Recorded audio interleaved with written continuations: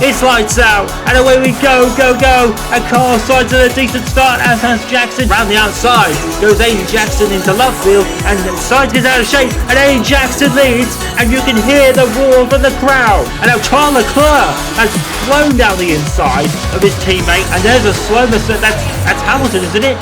That's Hamilton going slowly. He was passed by Verstappen, Perez and Norris, who's coming to the pits. We got a flag somewhere, and it's for Valtteri Bottas, who's going slow. And I wonder why. I wonder if it's a puncture. It's a magnificent scrap of the lead. Now we've got Carlos Sainz back in the fight, and Max Verstappen as well. This is an absolute classic at the moment. That's Max Verstappen going down the inside on Carlos Sainz, and finally Verstappen is making his move, and he's got a bit out of shape. He's gone wide, and Verstappen is pulling off. What happened there? Speaking of that, Carlos Sainz is in the pit. I wonder if Sainz had contact with Verstappen and it took him out, and Sainz is going to be coming in most likely for a front wing change. No way, they're going to go down the inside by side of Cops, and we've had collisions here before just last season, and just down the inside of Cops and passes Russell. A sensational move by Aiden Jackson. Russell is off the track, and he's losing out, and George Russell's disappeared. He's out of the race. Oh, the safety car is deployed because I'm hearing that Kevin Magnussen has a puncture. He had a puncture. Oh my word. Oh my word. Safety car deployed, Aiden. Safety car is deployed. We advise you folks when you set up intermediate tyres, keep track of position. Jackson's the only one coming in. Yeah, here we go. Here they go then. Oh, everyone is coming in. There is one McLaren being stand up. This reminds me of a race on the Virtual Sport Network. According to the timing tower, let's see this. So Aiden Jackson leads from Carlos Sainz by under a second. Then we've got Kevin Magnussen in P3 for half. Bottas P4. Perez 5th. Hulkenberg in 6th. That's eyes has been from Bahrain. Alex Albon 7th. Jovan 8th. Hamilton 9th. Vettel 10th, Schumacher 11th. Here we come into Stowe for the final time, like he was last year. Jackson is pursued by Carlos Sainz in a Ferrari. Last year he beat him to a point. This year Jackson looks to beat him to a win. His third in Formula 1, the sweetest of all. Aiden Jackson wins the British Grand Prix. Aiden Jackson, you have won your home Grand Prix, mate. That is the checkered flag. Take it in, enjoy it, mate. You deserve it. Boys, we got lucky. But the strike call was ace. Thanks, guys. Yes.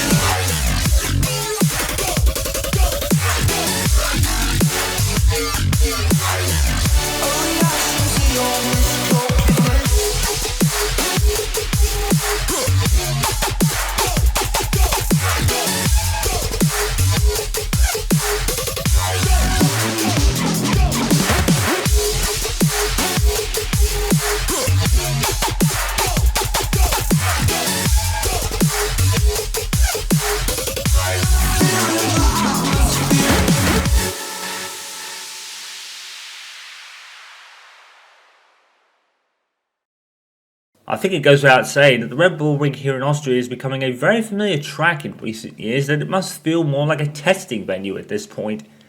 By the end of the second sprint weekend in 2022, we've raced here 6 times in the last 3 years.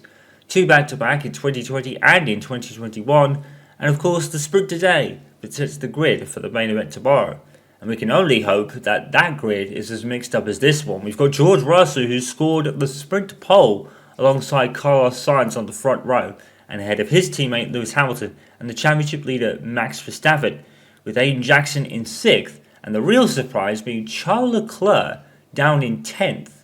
You could see this as arguably Mercedes' best chance to break their barren streak this season, but Sainz is still in the overall best car of the season so far, and the Red Bulls aren't too far behind, and we also know how strong Max Verstappen is round here.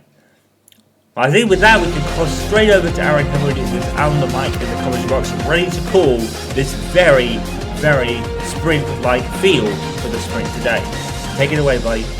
Thank you, Chaos. Good afternoon. The very definition of a sprint will be pretty much felt today. It's the shortest circuit on the calendar with 10 corners, 3 DRS zones, and some dry, sunny weather. But there is going to be rain forecast for tomorrow, so that could really shake things up. And this grid is definitely kind of the meaning of a shake-up. Let's start from the back. Mick Schumacher actually is slowest for the first time this season. Actually not even getting ahead of Latifi and Stroll, who are in statistically worse cars.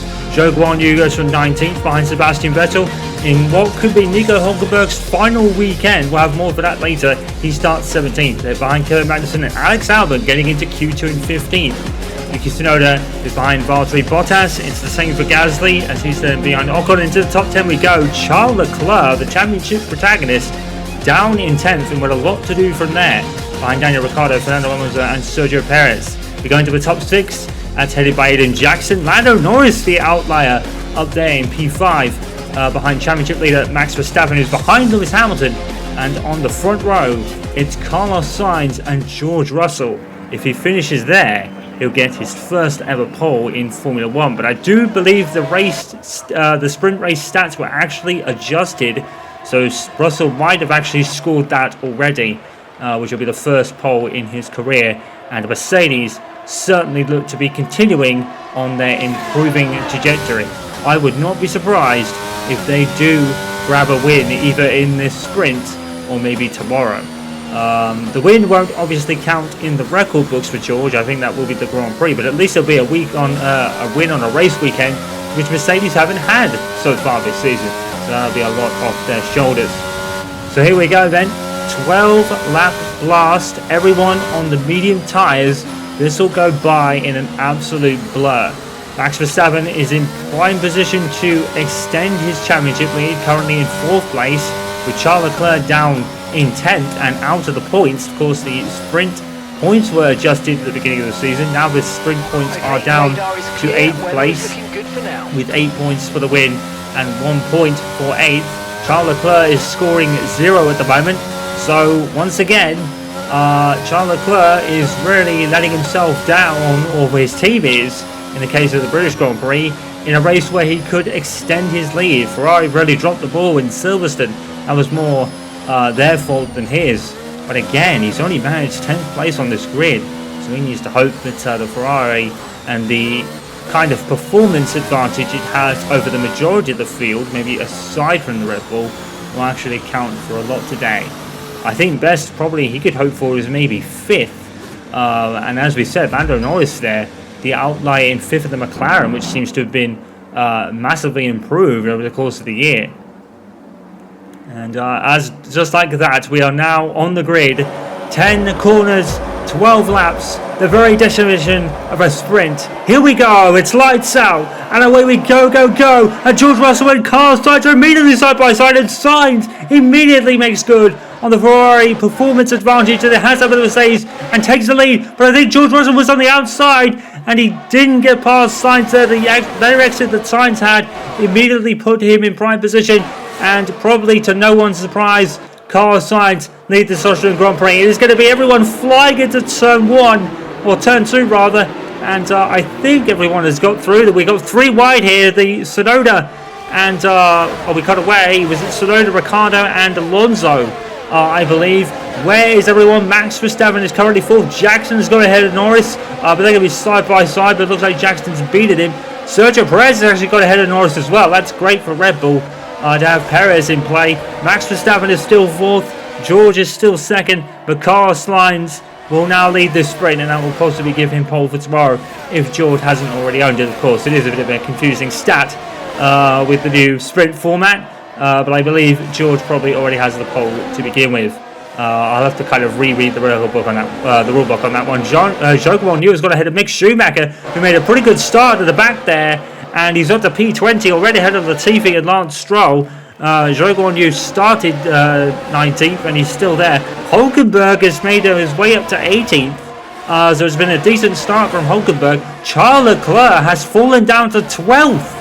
What has gone wrong with Charles Leclerc? He must have had a terrible start. There's an Alfa Romeo with a dive bomb down the inside. We cut away, and I'm pretty sure that there was contact. There was a piece of debris there on the track. I'm not sure who that was from, but I wouldn't be surprised if it was from Sergio Perez. Valtteri Bottas, because the Alfa Romeo was going in really hot there. Oh, and there's a McLaren. It's Ricciardo who's lost his front wing. Ricciardo has lost his front wing. What happened there? Didn't look like he was going in hot. Bottas certainly did. I wouldn't be surprised if he pits. And at the end of lap 2, we're coming towards the end of lap 2. We've already got a pit stop impeding for Daniel Ricciardo then. He was 11th anyway, so he wasn't going to really score any points from there at the moment. But that's all gone pear-shaped on his side of the McLaren garage. And it's as you were at the end of lap 2 then. The Carl Sainz still leading from George Russell and Lewis Hamilton, Max Verstappen, Aiden Jackson, Sergio Perez, Lando Norris and Esteban Ocon. That is your top 8 for the points. Daniel Ricciardo is sent tumbling down the field. And I believe there's a Haas in the pits as well. I could be wrong, and there it is. It's Mick Schumacher, who's also lost his front wing, and that's exactly what he didn't need either. He's on the cusp of, he's rumoured to be a kind of annoying good to starter, and that's not going to improve his mood. Mick Schumacher has definitely been involved in a variety of incidents this year, and he's had another one today. That's exactly what he didn't need. If he had no luck, he didn't have bad luck, he'd have no luck at all. Carlos Sainz, on the other hand, fantastic start. Going into turn 1, and just a much better launch for George Russell really, and then the better power coming out of turn 1, and that's how he assumed the lead. And we'll have DRS activated in a moment, I would have thought. So here's how Daniel Ricciardo lost his front wing. He's chasing the AlphaTauri, I believe it is Gasly, because I think Tsunoda was behind him, and it's just, I'm not sure what happened there. Did Ricciardo get a hit, do you think? Because that sounded like Ricciardo had got a hit. He got kind of hit into the AlphaTauri. There's plenty of space out there. Definitely plenty of runoff. Maybe this thing from Bottas will tell us. So he's battling with the Williams of, I believe it's Alex Albon. Overtakes the other AlphaTauri, and I guess what happens is Ricciardo just gets turned into through a short, well, not really a corner cut, but Mick Schumacher. Oh my word. Ambition ahead of adhesion for Mick Schumacher. Make contact with Hulkenberg, and that's why he's fallen down at the end of the field. So now DRS is enabled. We will see if Mercedes can use that to their advantage. And Lando Norris has already been left in the dust from Aiden Jackson. He's now fallen 3 seconds behind him. So the top 5 have got away pretty quick, to be fair, and Lando Norris has been left behind. He's actually fending off now Sergio Perez, and I think the fact that DRS was enabled probably a lap or 2 ago. We obviously had a crazy start, and I think DRS is aiding Jackson. We know how decent the Audi. Oh, and that's Norris, and was that smoke coming out of the back of the car? That could be why. It looks like Lando Norris is going to retire from this Austrian sprint, and that's going to put him right at the back of the grid for the main event tomorrow. So that is going even to bad for worse to McLaren. They're now down 1 car, and Daniel Ricciardo is probably going to be no better than 21st, although he has got ahead of Mick Schumacher because he was ahead when they made the pit stops. And of course it would have been exactly the same scenario at Schumacher as Ricciardo had a replacement of his front wing. So at lap 6 then, already at the halfway point of this race, Carlos Sainz is leading, but George Russell and Lewis Hamilton are actually hanging on to him. And it looks like DRS is actually assisting in that fact. Charles Leclerc is still out of the points in 9th, so Max Verstappen right now would increase his championship lead by a few points. Alex Albon is now 13th. Alex Albon continuing his strong run to Williams. He's got Valtteri Bottas chasing him down. I'm amazed that Bottas has no damage from the dive bomb he did on the first lap when he overtook someone. And Alex Albon actually started 15th, so he's actually passed a couple of cars on his well. Mick Schumacher, Ricciardo and Norris were all behind him anyway, so that's why he's there. Nico Hulkenberg up into P16 now, having a pretty decent race, Nico Hulkenberg, and as we said earlier, it could be his final weekend. We are hearing that he will be the replacement for the injured Lara Carvalho in the Grid World Series. which probably makes sense. I mean, I don't think Audi would want to let go of Aiden Jackson for all the money in the world, considering Jackson's year, where they have won twice and had plenty of other decent finishes. So I think Nico Hulkenberg was the most obvious choice from Audi's point of view. And Audi have set... Oh, and we've got Alex Albon coming into the pits, and we were just saying how good a race Albon's having. That's all gone to pot now, because he's in the pits, and it's for a front wing change. So the real kind of flimsiness of the front wings continues. We had a race like this last season, didn't we? In the Emilia-Romagna Grand Prix, where everyone just seemed to lose their front wing. I think Kimi Raikkonen came in for a front wing change twice. The second of a significant loss of his front wing, running into the back of Aiden Jackson in the Haas at the time. So here's Albert down the outside of Valtteri Bottas, and again it's pretty much like the Ricciardo incident, but it's warranted a front wing change for Albert, so that's unfortunately the end of that race for Alexander Albon in terms of improving his grid position for the main race tomorrow. So the top 5 are literally separated by less than a second at the moment. So any one of these 5 could win this race. Carlos Sainz is gallantly hanging on. Nico Hulkenberg is in the pits too. Hulkenberg is in the pits as he's damaged his front. What is going on? The front wing curves his back, and the latest victim, Nico Hulkenberg, of all people. It just had to be him. Such is his luck this season. I'm almost not surprised by that. And Audi, as we were saying earlier, do say it's not performance related for Nico Hulkenberg. It really is just what Raven West requested. As far as the Goodwill Series and Raven West are concerned, they want Nico Hulkenberg, and like we said, maybe Aiden Jackson will be let go for all the money in the world. Oh, okay. So replay. Oh, he hits Albon as Albon's going into the pits because Hulkenberg is out of room trying to pass Bottas.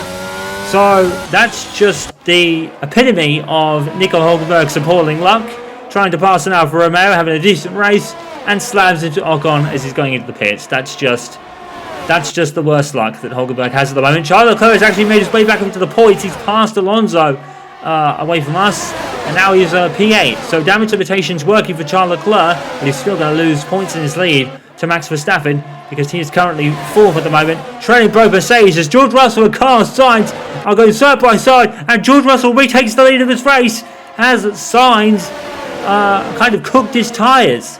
Which would be very strange considering he's been out in front this whole time. Kevin Magnussen's up to P12. He's actually batting with Tsunoda, and any one of these 5 or 6 could win this race.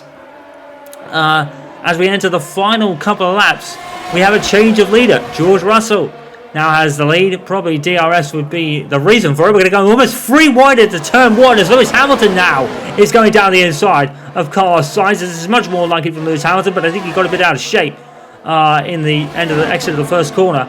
And now we'll have DRS again. Max Verstappen round the outside, and is Verstappen going to make his move? We've had contact between these two before, and nothing doing there. But Hamilton is now back down the inside of Carlos Sainz, and it could be a Mercedes 1-2. We haven't seen this for a while. Has Hamilton got DRS? No. Sainz has, so let's give him the advantage. Charles Leclerc is actually caught up to Esteban Ocon in P7. There he is, and there's Leclerc and Alonso as well. So definitely the following each other for closer and for longer periods of time is certainly being felt in this Grand Prix, or this sprint race rather. I think the Grand Prix will probably be the same result. As we said, we probably have rain coming in for tomorrow as well, so that could be really mix things up. We get a really mixed up grid here. Charles Leclerc just out of position down there in P7 behind Perez, and this could be very bad for Charles Leclerc if Max Verstappen makes good on passing the 2 ahead of him. George Russell has now broken DRS from Lewis Hamilton, so Lewis Hamilton playing the team game, holding back Carlos Sainz probably a little bit, just to make sure Mercedes is going to win this season. It'll be a sprint win, but it'll be a win nonetheless. It'll all count.